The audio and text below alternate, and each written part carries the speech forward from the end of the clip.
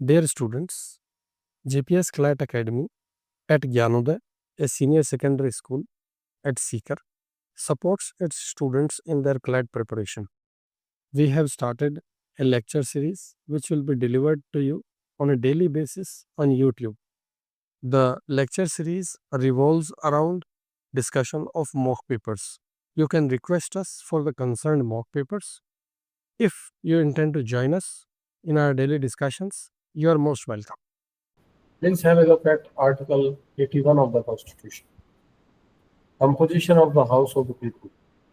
Subject to provisions of Article 331, the House of the People shall consist of not more than 530 members chosen by direct election from territorial constituencies in the states. Not more than 20 members who represent the union territories, chosen in the manner Parliament may vote. For the purposes of A of clause 1, there shall be allotted to each state a number of seats in the House of the People in such manner that the ratio between the number and population of the state, between that number and population of the state, is so far as practicable the same for all states. Each state shall be divided into territorial constituencies in such a manner that the ratio between the population of each constituency and number of seats allotted to it is so far as practicable the same throughout the states. Shall not be applicable, provided that the provisions of A shall not be applicable for the House of People and is so long as the population of the state does not exceed 6 millions.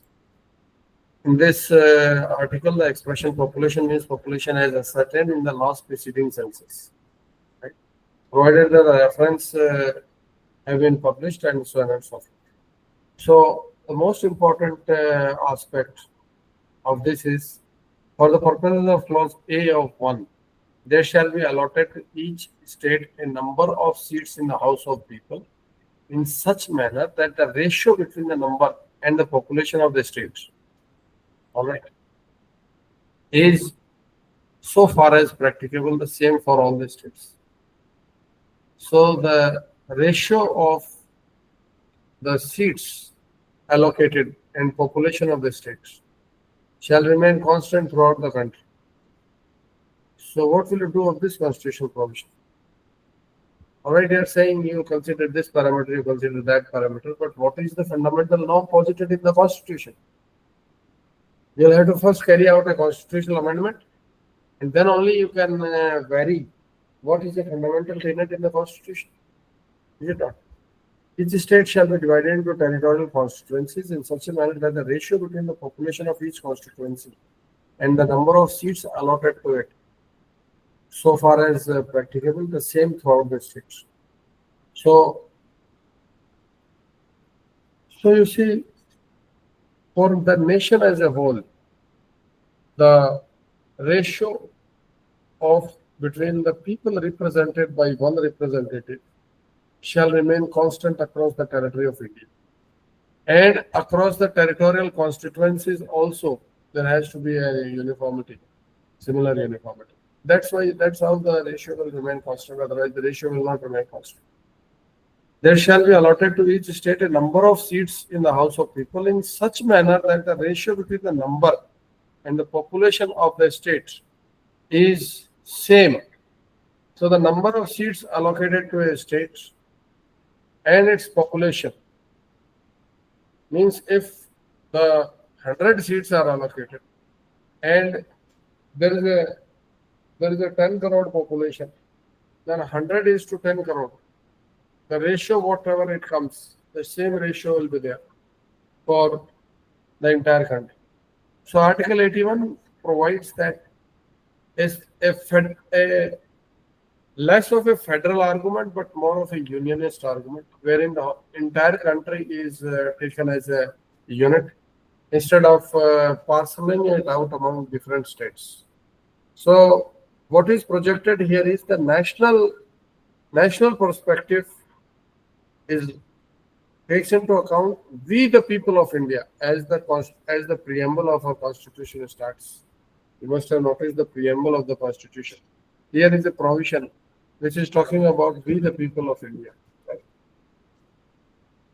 And it is not talking about see how what the preamble says. So show it. Show you this. Yeah. Preamble of the Indian Constitution reads as follows: We, the people of India. So the Constitution lays emphasis on the what is specified in the preamble of the Constitution. We, the people of India. So Article 21 has to be construed in the light of the preamble of the Constitution. Instead of talking about states, for states there is a separate representation, which is in the upper house. You can increase their number in the upper house also. So their political representation remains the same, because with respect to each and every bill, there is a requirement of a consent from the Rajya Sabha House. Both the houses of the state, houses of the parliament have to concur on each and every bill, except for a few bills like the money bill and all that. So what is the argument? What is if the federal interest has to be protected, then it's the same whether you increase the seats in the Lok Sabha or you increase the seats in the Rajya Sabha, except for financial matters. Financial matters, Rajya Sabha doesn't have the equal powers. So there, the compromise, you can say that at the time of constitution of the Finance Commission, their voice will be diluted. But then Finance Commission itself is a creature of the Constitution, and usually Finance Commission does not takes into consideration the fact of performance of the state on various parameters. But the financial constitution of the finance, the author tries to build an argument based on the composition of the Finance Commission, but he doesn't understand. In the article, at least, there is no understanding which is displayed of Article 81 of the Constitution, which provides that the ratio of the number of seats reserved to a particular state and the population of the state, the ratio of those seats to the population has to remain the same throughout all the states in the country. This kind of article is not there when we talk about the Constitution of the Finance Commission. Therefore, Constitution of a Finance Commission is basically different from Constitution of a delimitation commission, which has to demarcate the number of seats and the number of seats allocated to each state in the lower house. So this is, people in a democracy, people have the right to air their opinions, and this is what exactly the article is doing. But then there are serious constitutional reservations on what has been projected there. It may not be that straightforward. And then the Constitution itself provides what we call as a safeguard. If you see the proviso, provided that the provisions of clause A of this clause shall not be applicable for the purpose of allotments of seats in the House of People to any state, so long as the population of that state does not exceed 6 million. So if you have population which is less than 60 lakhs, that is 6 million, then in that case they will be given a slightly higher proportion of seats, irrespective of this formula which has been proposed. So whatever exceptions have to be provided are exceptions which are already recognized in the Constitution.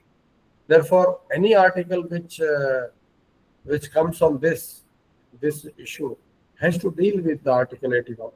You can't argue as if Article 81 does not exist in the Constitution. Therefore, then it is saying subject to the provision of Article 331. So let us have a look at what Article 331 of the Constitution is also saying. Just give me one moment, let me pull it out. So Article 331 is basically talking about the Anglo-Indian community, and that reservation has been done away with. So there is nothing to look there. That the Anglo-Indian community does not have any representation now. There was a constitutional amendment whereby this was done away with. Right. In the first one, there was a constitution, I think, 104th constitutional amendment, or the constitution amendment bill that was there, and 104th constitutional amendment, then the 91st amendment or something. So this was done away with. Anglo-Indian representation is not there in the parliament. Earlier, there were 2 seats reserved for Anglo-Indians. Now, the Anglo-Indian community is not there. They have all been assimilated within the within our national fabric. So there is no Anglo-Indian community. So now, any debate on this has to be informed by the presence of Article 81 in the Constitution, right? So what I will do is that you should know that there is an Article 81 in the Constitution when you are trying to critically assess or understand what is being stated in the newspapers. So what I will do is I will copy paste Article 81 in the in the in one of the logical reasoning questions, so that you are reminded of the fundamental proposition which has to guide. But then there are conciliatory voices also. It is not that they are strictly applying the constitutional provisions.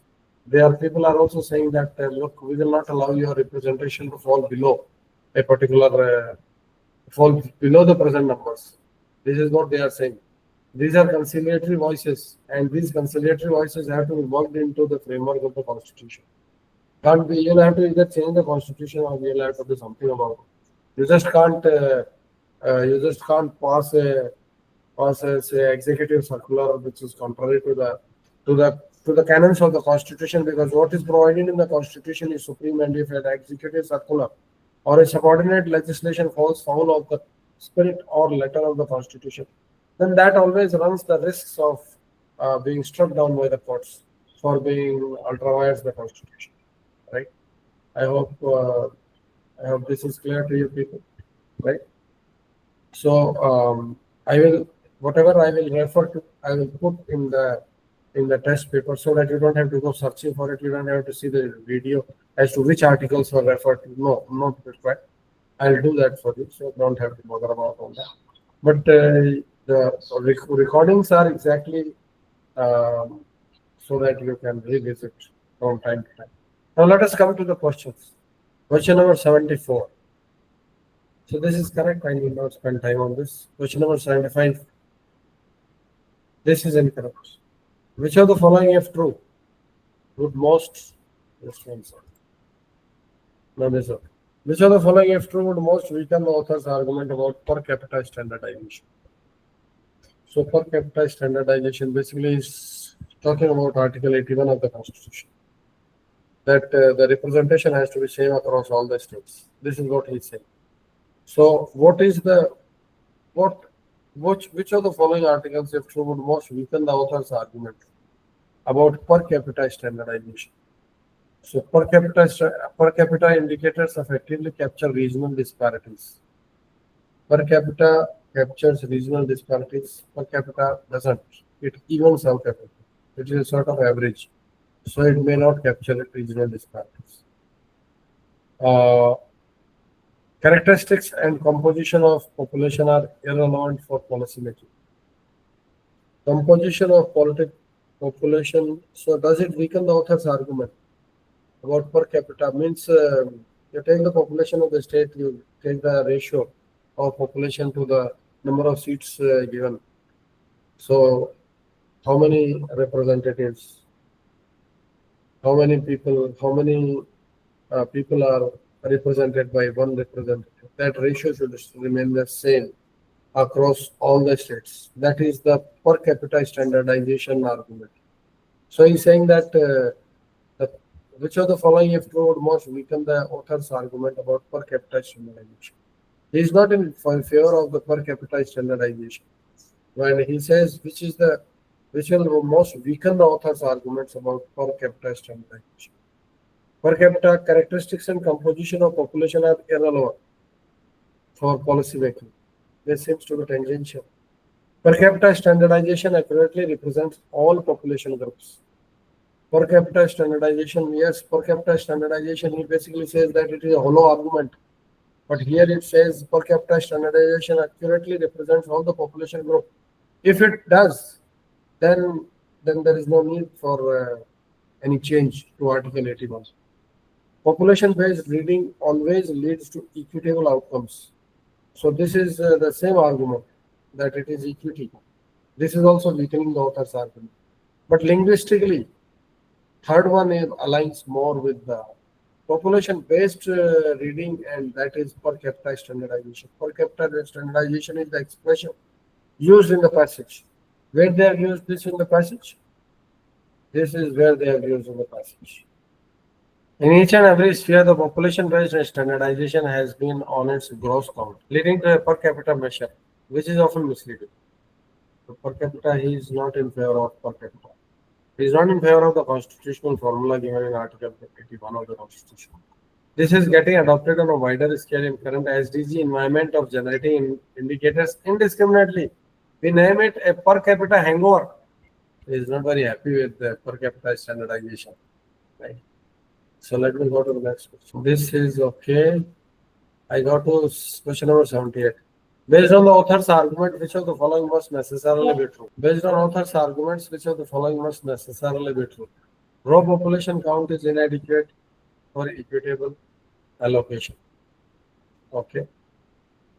This is exactly what he says. That not population. Because it does not favor them. it, you change the goalpost. When you can't win, then you change the goalpost. Regional representation should be ignored during delimitation. Regional representation to be ignored, this doesn't seem to make any sense. This is all about regional representation in the Lok Sabha. Characteristics and composition of the population are irrelevant to the policy making. Composition of population are irrelevant to population making. This is uh, this is characteristics and composition of population. Composition of the population is surely relevant. If the population characteristics and composition were irrelevant, then why so much trouble that is happening? It is all because of the characteristics and composition of the population. Some states have advanced on population stabilization, others haven't. So the entire problem is arising out of this character and composition of population growth. Population-based representation effectively addresses demographic diversity. So, according to the according to the constitution, it does, but um, according to the author, it doesn't. Author doesn't seem to say that population-based representation is good enough. He says no, it is not. Then these questions need not be taken up. Come to passage 10. Passage talks about RBI play crucial role in ensuring the monetary and financial stability, for fostering trust in the financial system, and supporting the economic growth. And the theme for its 19 years stability, trust, and growth. Inflation erodes the money value, affecting the poor the most. Uh, and the moderate inflation is necessary for the economic growth. Uh, to lose the causes stagnation, too high create uncertainty. And the financial stability complements price stability to support the economic growth. And the banks and NBFC are stronger and well capitalized, ensuring the smooth financial intermediations. Public trust is essential for currency, banking, monetary policy, and RBI ensure the transparency, consultations, and accountability to maintain the trust. And the independence of RBI is also necessary for the coordination with the government and the financial institutions. And also the RBI promote the financial inclusions for the expanding the access of service of banking for all, especially for the poor people who are not able to afford the, and also the increasing the banks to enhance the lending capacity and the drive investment. RBI remains committed to professionalism, integrity, and transparency in serving the nations. And and a strong financial system is essential for India's aspirations of becoming the developed economy. So this article talks about that the RBI turned 90 years old, and for this they chose the theme stability, trust, and growth. And this shows that what RBI basically stands for. And RBI works to keep prices stable, which means controlling inflation. And too much inflation hurts people, especially the poor. But a little inflation is good for the economy. And RBI wants to keep inflation around 4%, and will work with the government to improve this system. And RBI also keeps banks and other financial companies strong even during their hard times. And it manages India's foreign money exchange to stop sudden changes in the value of the rupee. And uh, uh, people trust RBI to keep their money safe in banks, and to protect the value of money. And RBI works hard to keep this trust through good services, honesty, and working with others. And RBI also supports India's growth. It wants to help poor people get access to banking, and it uses technology like UPI and digital currency to make banking easier for everyone.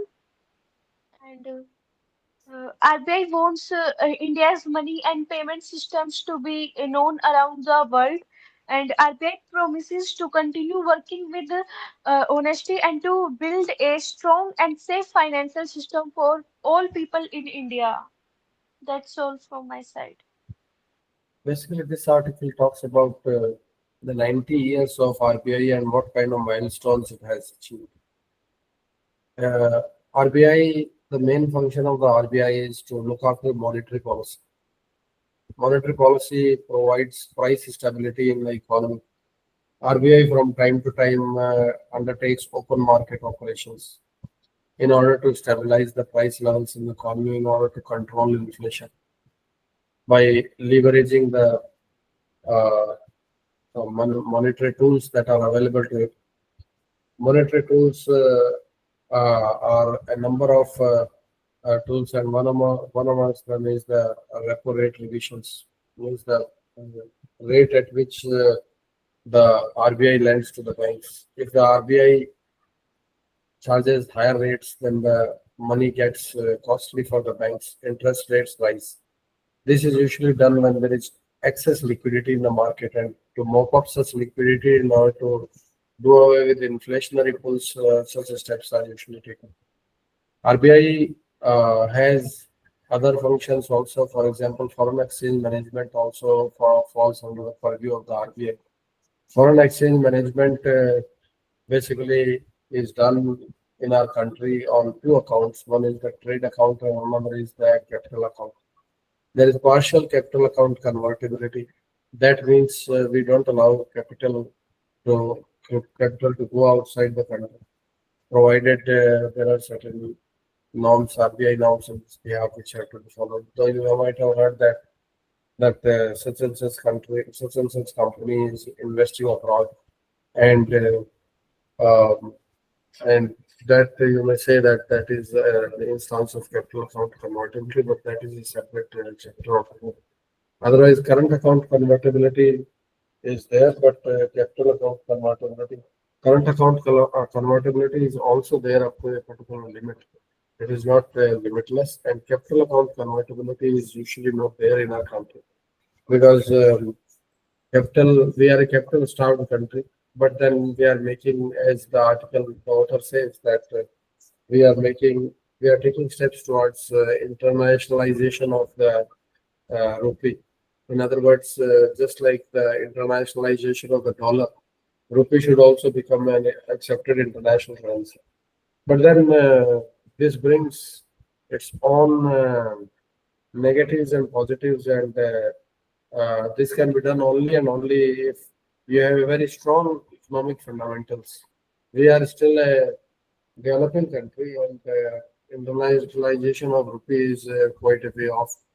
The author also goes on to recount the various achievements of RBI in introducing innovative products to the economy, such as the UPI, which has which has not only become very popular in the country for initiation of transactions big and small, but also across various countries, the UPI is accepted as a payment system.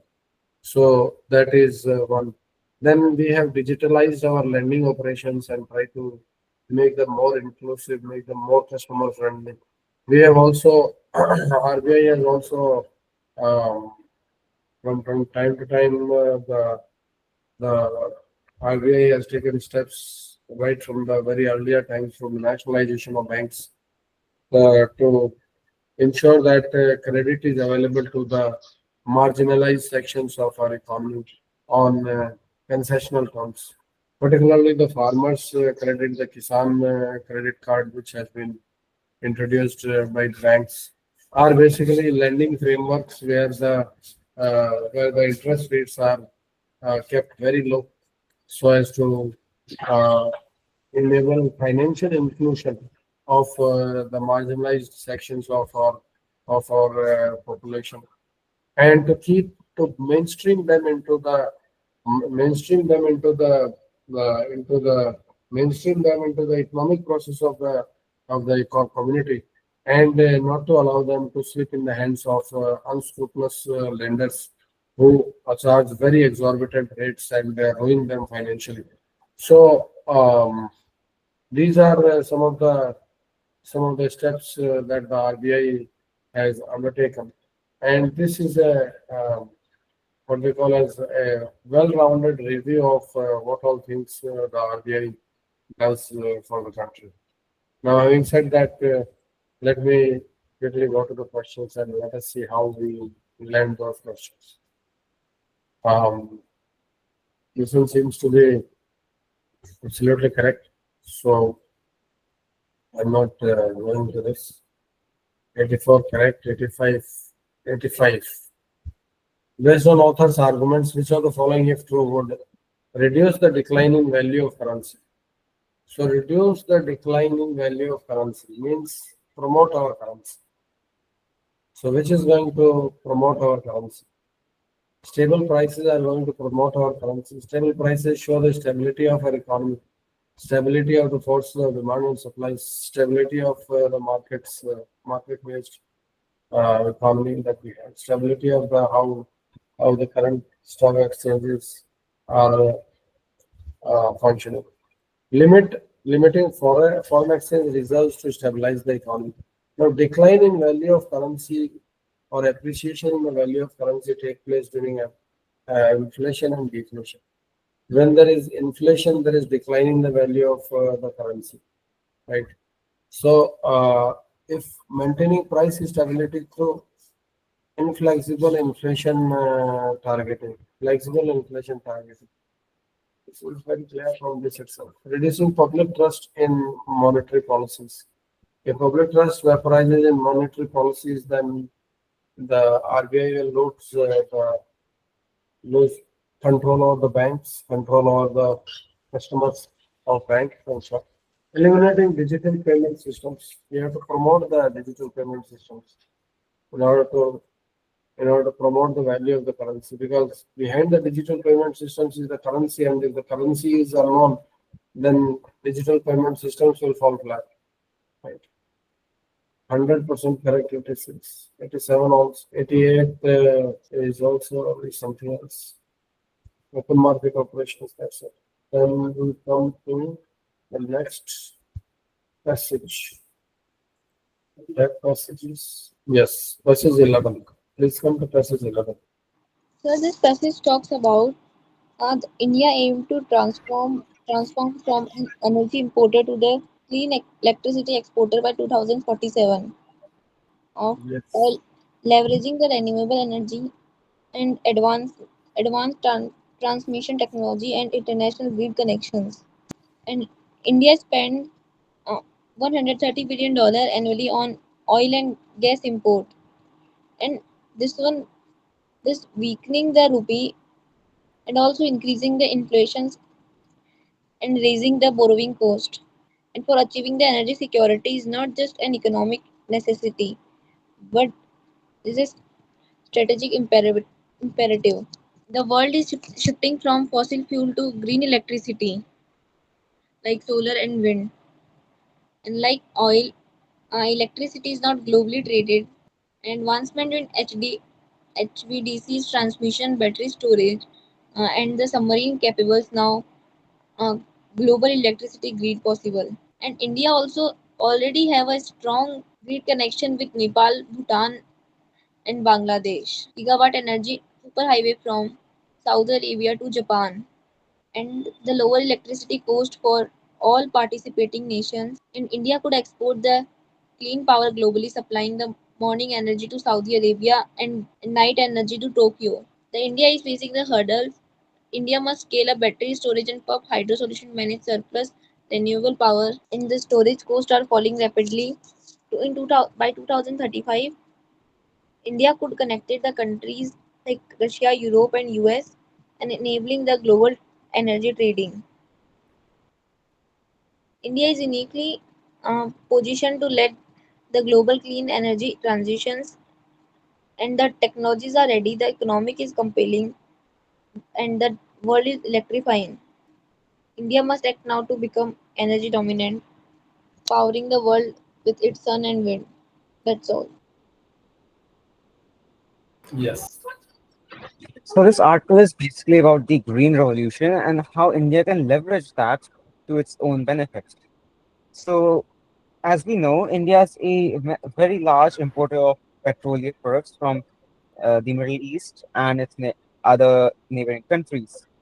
So it has a very strategic dependence on this, and without the petroleum to power energy grids, we will face blackouts and other problems.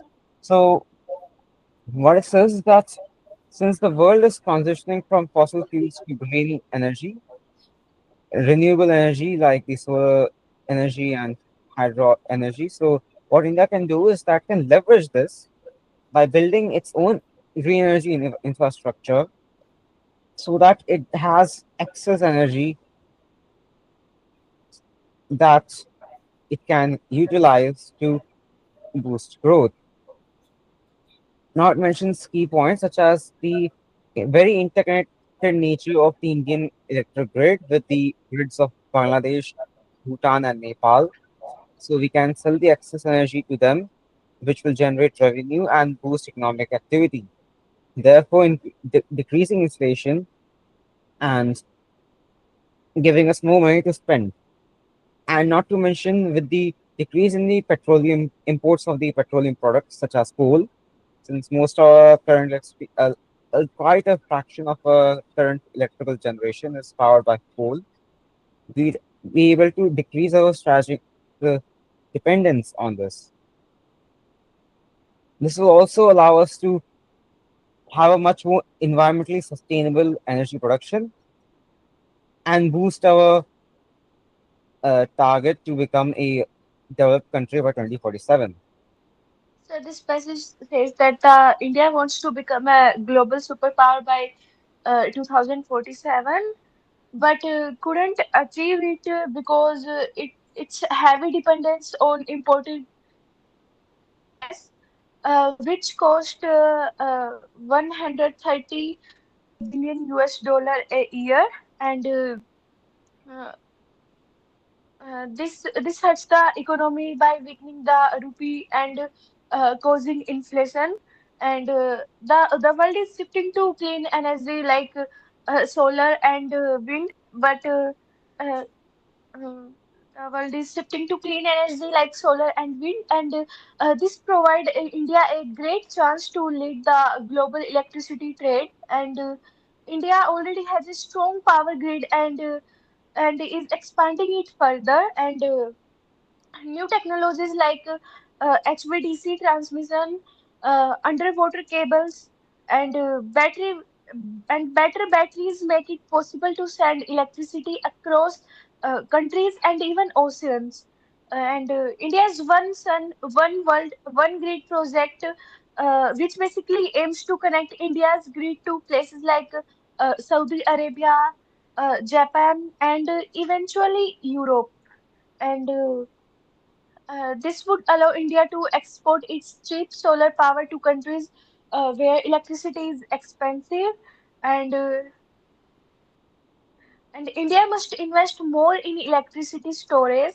and improve its manufacturing of equipment and build stronger links with nearby countries to achieve this goal. And this could make India the main hub for global electricity trade, just like the UPI changed digital payments. And by 2047, India could go from a big energy importer to a leading clean energy exporter, uh, which would help the our economy in growing and boosting the rupee and making India energy independent and dominant all over the world. But it all depends on strong and bold action now. That's all from my side. Yes. So basically, the article talks about India's energy dependence. India imports 85% of its energy requirements. Therefore, India um, suffers the uh, upheavals in its economic side also because imported energy is very expensive. Now, a time has come when those things in which India is stronger are more in demand, and they are the only sustainable way forward. India is strong in hydroelectricity. Uh, India can become strong in nuclear energy.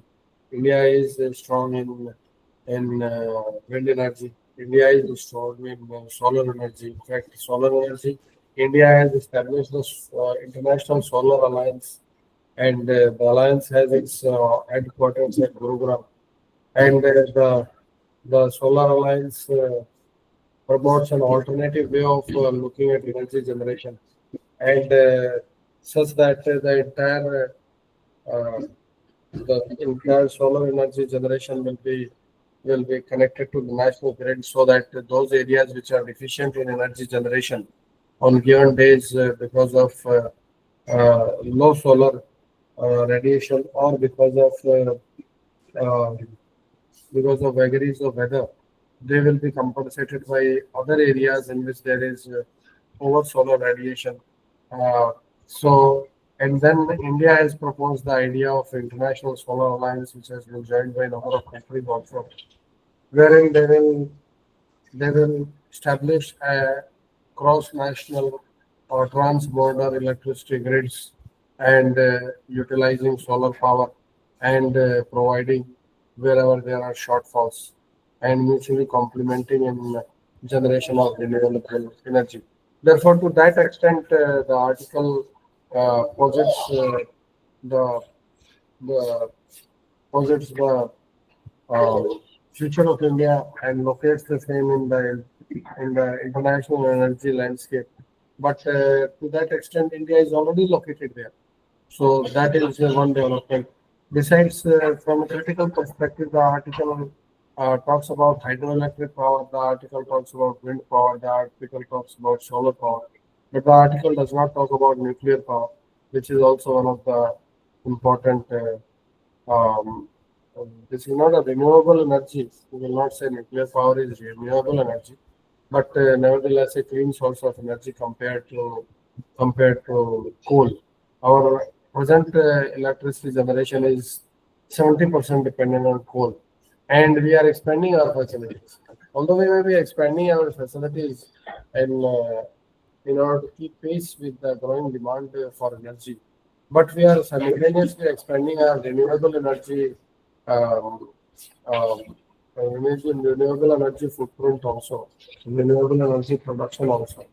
So, and our renewable energy production will, over a period of time, will overcome the thermal going forward, thermal energy sources, the coal generation of energy from coal-based sources, thermal sources. So, then the author also put forth and put forth an argument for uh, establishment of an electricity stock exchange where the uh, electricity bonds or electricity whatever the instruments are traded just like you have oil bonds which are traded, oil instruments which are traded. So that is also an interesting this thing. The author also envisages a system where India takes the lead in the renewable energy generation, and that India becomes a net exporter of a country after meeting its own requirements. It is in a position to export the surplus to other countries. The author paints a picture, a very rosy picture, which envisions an electricity grid extending from the west to Saudi Arabia to Japan in the east and far other and further in the Europe as Saudi Arabia is linked to European countries. So this is a sort of forecast, or this is sort of um, uh, a path which the country is going to follow, and in this context, we may recall that our national commitment under the Paris Agreement is to uh, become a net zero emission country by the year 2070, and it is possible that we may be able to prepone the targets also. So if we keep going at the present pace, which is though not which can be enhanced further, but which is also substantial. So this is what the article is talking about. The article also talks about the necessity for India to invest more in its manufacturing side, particularly the high voltage direct current transfer and the electrical storage. That if India wants to acquire leadership into the the electricity in the renewable energy sector, then the storage becomes important, the transmission becomes important, and therefore India will have to scale up its investment in those areas as well. So this is what the article talks about. Having seen the article, let us go to the questions. What the question comes. First question seems to be correct.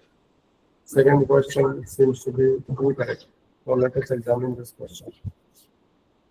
Which of the following, if true, would most strengthen the author's argument about global electricity grid? Global electricity grid. HVDC transmission technology proved unreliable. This proves unreliable, then there can't be any grid. Storage costs decline rapidly. They are already declining. And there is already, the article says that there is already a 30% drop in storage systems. Renewable energy infrastructure investment slows worldwide. If that kind of slowing takes place, then it would not strengthen the author's argument. It will rather, renewable energy infrastructure growth slows down. That means they are still relying on fossil fuels. If there is a fossil fuel dominant economy, then it will still continue to create problems. Submarine cables for electricity transmission face technical challenges. They have to be overcome if you want to. This would most strengthen the author's argument. They go to weaken the author's argument. They don't strengthen the author's argument. Right. Next is correct. Next is not correct. And then one. Based on author's arguments, which of the following must necessarily be true? Transitioning to green electricity is a global priority. It is a necessity, not only a priority. We will not survive if we keep burning up the earth like this. Fossil fuels will continue to dominate energy markets worldwide. Unlikely. We are going to phase out. Infrastructure is unrelated to renewable energy growth. No, it is directly wrong. Solar and wind power generation is less efficient than fossil fuels. Yes, it may be less efficient than fossil fuels, that is correct. But then this is tangential. Right. Yes, we come to 101, 102. This is correct. 103 is also correct. 104, we will not go into that. 105 will not touch that. 106, 107. Come to 107. Please come to 107. The passage talks about relation between the China and India, Yes. emphasizing their importance in global stability, economic growth and cooperation. India and China are two developing nations with and also a crucial role in global peace and economic progress. And the recent effort, uh, including the meeting on the border issue, trade and the cultural exchange, are showing the positive momentum. And also the economic cooperation is growing in trade and increasing the people to people exchanges. Both are facing the challenges like geopolitical tension and border dispute, but it strengthened dialogue and mutual trust, ensuring border issue did not define the relation. And there is a global instability are there, economic alignment, work together in SEO, Global South, multipolar world order for inclusive growth, uh, and the support Viksit Bharat 2014 to resume the trade development corporation and build a stable relation, focus on mutual respect, trust, and dialogue, uh, and enhance the economic corporations, align development strategies, and resume the exchanges, strengthen the global collaborations, led effort in SEO and international forum. So this article is basically about the bilateral relations between the China and India.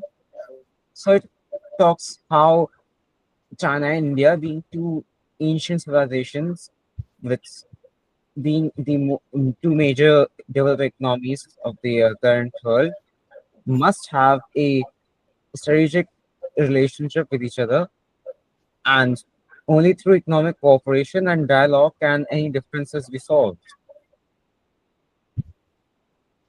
So it basically article focuses on how it first looks at the past and how any major issues were solved only through dialogue, and that if dialogue was not the solution to the issue, then wars never really solved any issue in a proper way and only caused bigger problems. And that's only through discussions have any conflicts been resolved properly.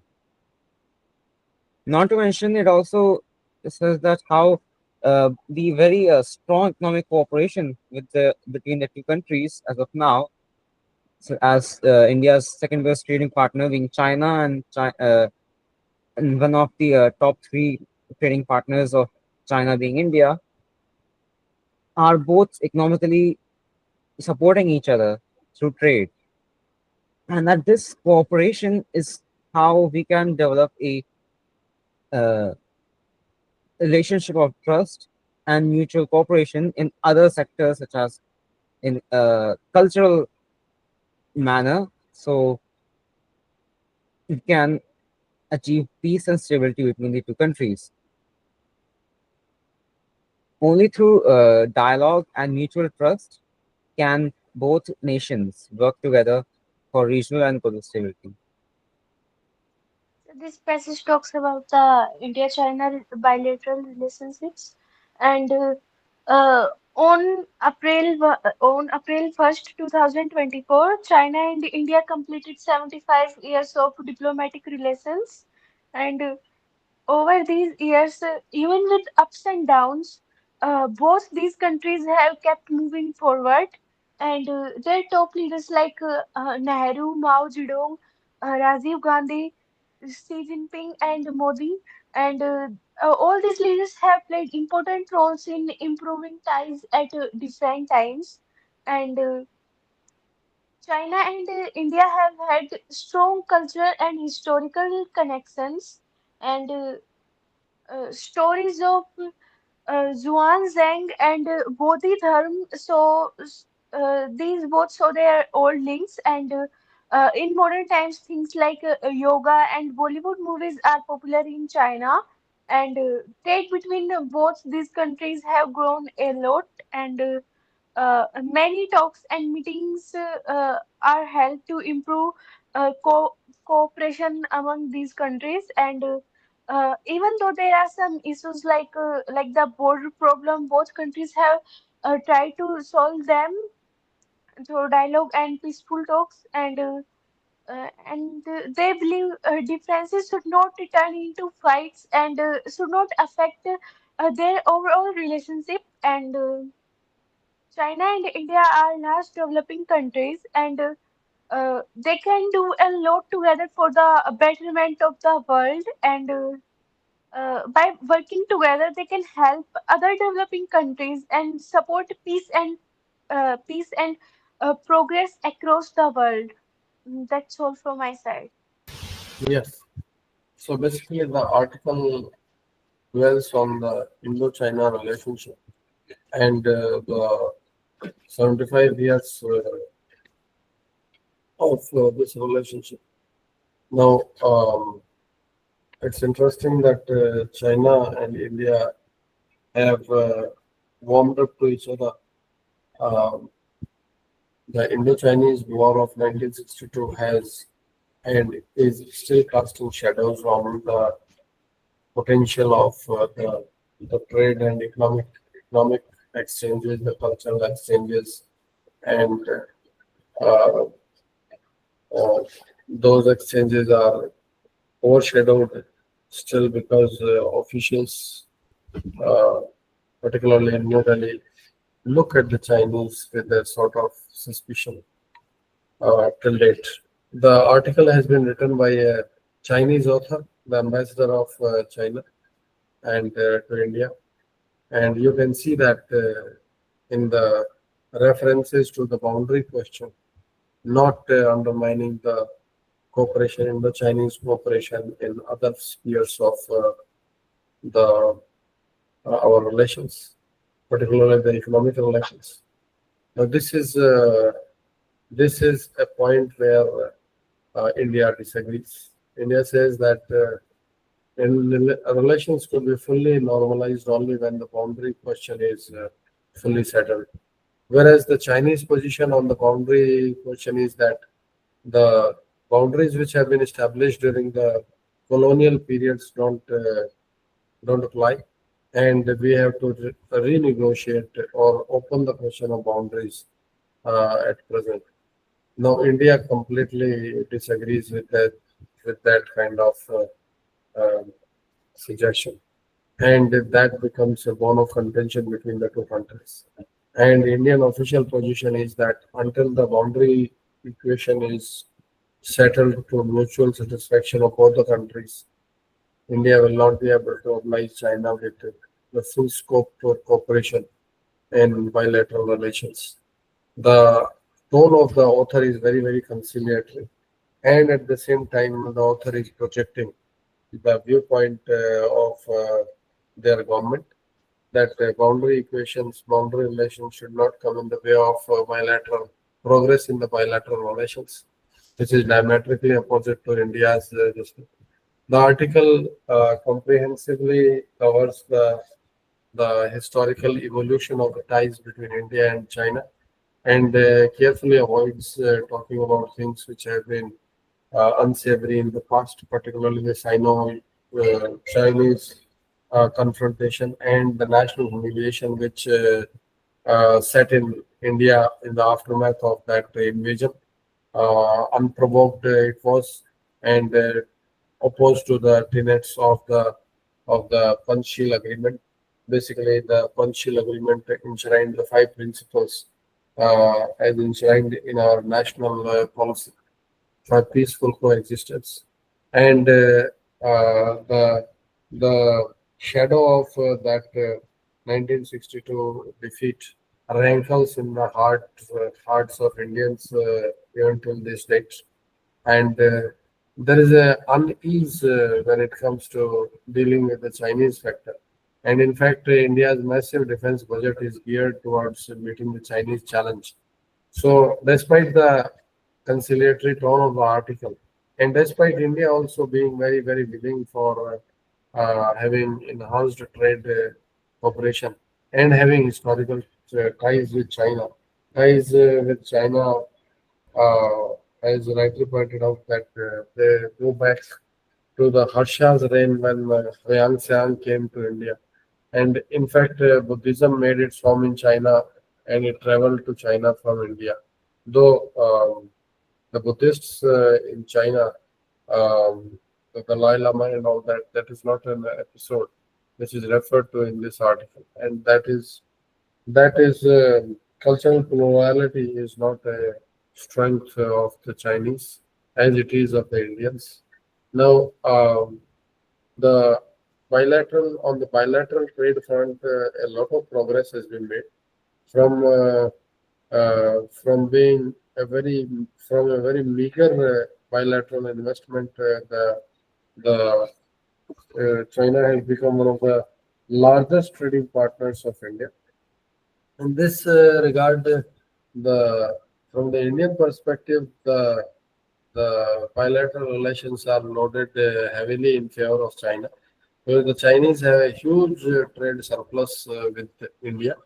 India has a trade deficit with the Chinese, and India tries to balance its trade deficit with the Chinese by having a huge trade surplus with the United States. Now, the United States have started talking about reciprocity in tariffs and in opening up for the Indian market for accessibility to the US products and uh, the reciprocal treatment of US products. So to that extent, the India's position has become rather critical because the country which was a massive source of trade surplus, has started narrowing down the surplus by insisting on the reciprocity. And whereas we already have a huge trade deficit with China. So on the one hand, our trade surplus is shrinking, and on the other hand, there is a trade deficit. So the offset may no longer be available in the same way as it was available in the past. Nevertheless, India has taken steps to conclude free trade agreement with the United States. It is already in advanced stages or it may have been concluded already with Great Britain. So, this article basically um, talks about cultural exchanges, talks about national emblems, that cultural exchanges should be strengthened between the two nations so that people to people contact becomes more vibrant, becomes more frequent. In fact, the author says that there has been a 15% jump in the grant of Chinese visa to Indian visitors. So, this is what the article talks about, and let us see what the questions are there on this. Uh, Here are the questions. Which of the following is the most likely to agree with? Long-term diplomatic relations between nations have little bearing on current cooperation. Uh, he doesn't say that. Doesn't seem to suggest that. Long-term diplomatic relations have little bearing on current cooperation. So author may actually disagree with this because we are celebrating diplomatic relations. Then India and China's historical disputes cannot be resolved through dialogue.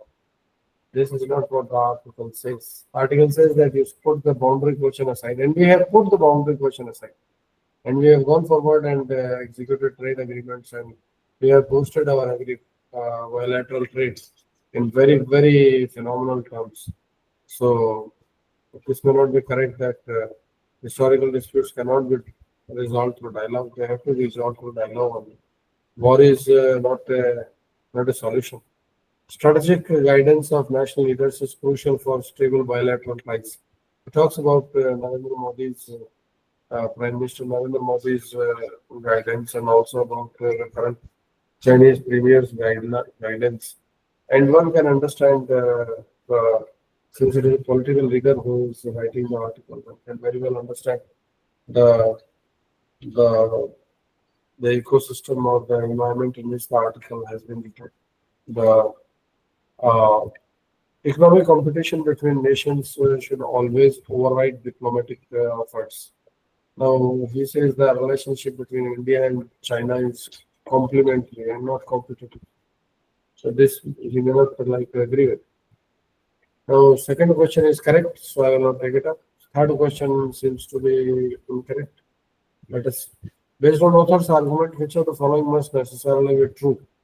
Rise of global south is irrelevant to Indo-China-India relationship. No, China and India both claim leadership over the global south.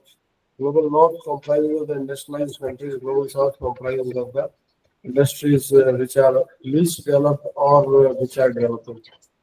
Border disputes have irreparably damaged India. Yes, they have caused damage, but the damage has not been irreparable. We have been able to achieve a the potential of our bilateral trade. So it is not that they are irreparable. People to people exchange are considered vital. Yes, the author advocates for them and cites the the frequency of issue of passport has risen by, well, the frequency of issue of visa to Indian visitors has risen by 15%. That is a case in point. China's and India's cooperation only began in the 21st century. They have been cooperating in very cultural realms. They have been cooperating right from the ancient times. As we are aware that during Harsha's reign, Hayang had come to its court. Nowadays, this is 110. We are not bothered by 100%. We are not bothered. Then they report. So this completes this article. Tomorrow we will take up the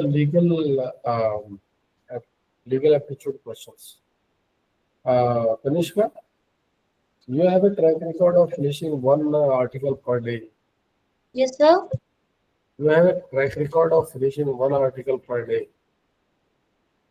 But I'm seeing that for the last 3 days you have not asked for an article and you have not completed your article 67. Mock paper 67 Mock 67. Mock 67. is almost done, but quantity technique part is remaining. All right, all. It is almost done. So as soon as you are over, you tell me.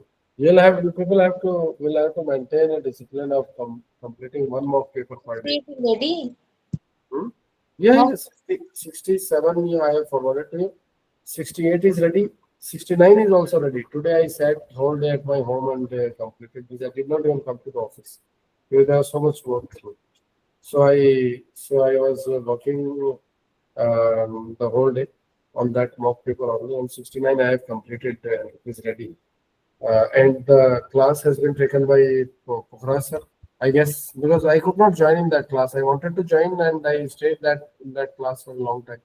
But some technical issues were there, and I will all the time I'll be walked out of the class. I don't know why it happened. I hope you people had the class. Tanishka, probably you were not present in that class. Yes, sir. You may not have been present, but then you can look at the recording, the class recording. Please visit the class recording. I told them that I'm not able to join, therefore I will not be able to help you with the class recording. So please at least you do the class recording on your own. I hope they have done it. They have done the class recording, and then you can access the class recording. That is the benefit, so because of some reason, someday you are not able to be present in the class, then you can see the class recording. In case of our class recordings, I'll have to get them edited because there are long time gaps in which we are just reading the article, and at that time nobody is speaking and there is nothing to listen to. So I'll probably get those articles, but otherwise you know the nature of the recording where you have to just move the cursor a little backward and forward. You will come to know where from the recording starts. You can hear to each other's version, or you can hear to my version of narration as you please. So try, kids, please try to increase the frequency of your question papers at to one per day. I try to maintain the discipline of drafting one per day because we have to maintain that discipline. There's so much material that is there, and you have so much hard work in front of you. There's so much hard work in front of you. So you must get into the habit of covering at least one paper per day, and I try my level best. I'll try my level best to complete one paper per day. Also prepare one paper per day. See you tomorrow. Then. Thank you, sir. Okay, beta. I'm just stopping the recording and getting out. The lecture series revolves around discussion of mock papers. You can request us for the concerned mock papers. If you intend to join us in our daily discussions, you are most welcome.